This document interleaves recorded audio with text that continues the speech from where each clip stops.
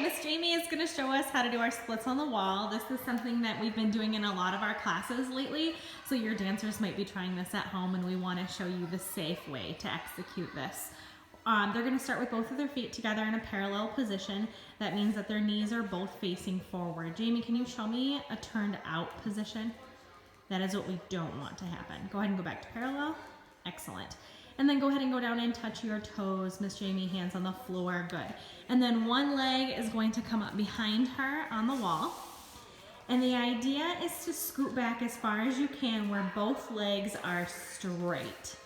And we're trying to make sure that their kneecap stays facing the wall. Don't let it turn outward, so that if I'm standing in front of her, her hips are in a nice straight line across here. Jamie, go ahead and turn that hip out so it's unsafe or unhealthy. You can see she's tipped to the side. Her leg gets a little cockeyed there. She's got a leotard on, so I'm gonna pull down her skirt to show you. You can actually see that it's the inside of the hip now facing the wall instead of the top. Go ahead and go back, Jamie, to the correct position. And now you can see a nice straight line across both of her hip bones right here. And that's what we're looking at from top to bottom, just like that. When we do this in class, we usually hold it for about 8 counts on each side. The kids know how to count it. Jamie, show me how I would switch sides. Very good, very good. Watch your ankle up there, it's a little sickled. Good, so a sickled ankle is when the toes are turning sideways. Go ahead and re-sickle. And this is what we want to prevent by keeping the ankle nice and straight. Good job, Jamie.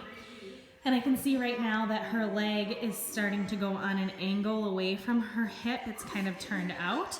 So she has to slide it back in to go parallel without letting her hips move. This might just mean that one side is a little bit more flexible than the other. That's perfectly okay. We're just trying to make sure that it's as straight and everything is in line and as possible. Okay, Jane, go ahead and lay down on your back. And go ahead and put your tushy on the wall. Sorry.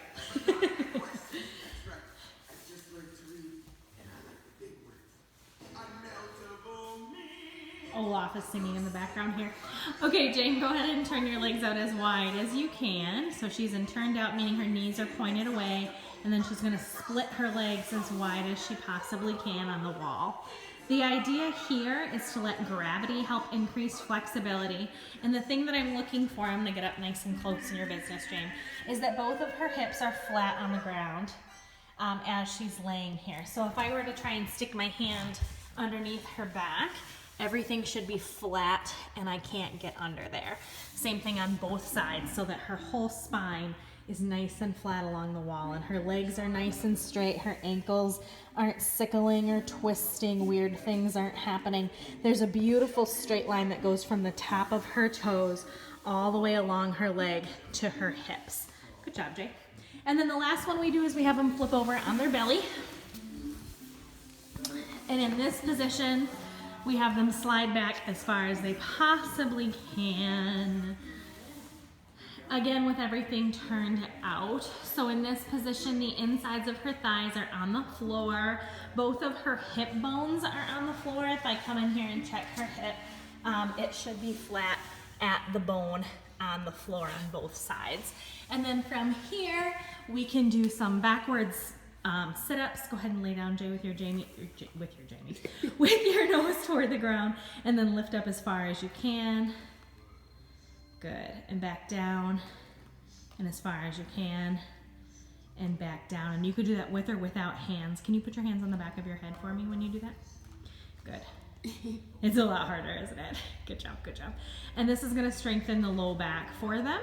And we're just gonna make sure that their legs are nice and straight so they're practicing their splits while strengthening their low back at the same time. They can also stretch out their abdomen by bringing their hands as close to their hips as possible and pushing up and back as far as they can go. But you have to be careful that the hip bones don't pop up off the ground right there. Good job, Jay. Yay! Have fun practicing your splits, dancers.